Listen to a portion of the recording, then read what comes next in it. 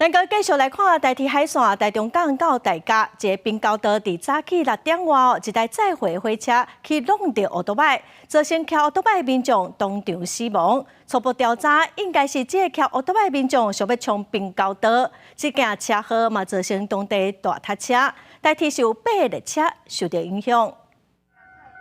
列车停伫咧滨高道顶悬，警方用背部甲遗体砍掉咧。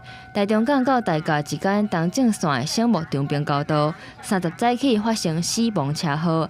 7502次货运列车经过滨高道时阵，去弄到一台奥多摆，起司是当场死亡。事故嘛造成附近的路段大塞车。现场台铁人员是表示，滨高道的号志甲位置拢正常，是起司硬要冲过滨高道才会发生意外。 闯平交道，它是闯越平交道，没错，正常动作的。对，平交道是正常做东西。对。但是他还是硬闯过去吗？对，我看到画面是这样子，栅栏什么一切都目前都是正常的。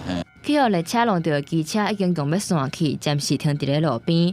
滨高道的保全是表示，这个骑机车的民众是为外埔往大甲方向骑，当地离坎路是路行。不过对代志发生的情况是无愿意阁加讲。 铁路警察局是强调，初步调查发现是机车的骑士硬要冲过违者进入滨高道，才会去互货运列车弄到。本分局同仁到达现场后，发现机车与货运列车碰撞，机车驾驶人明显死亡，死者为男性，身份待查中。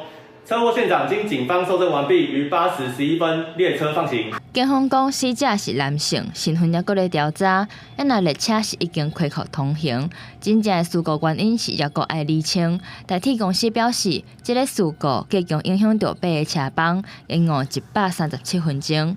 记者台中报道。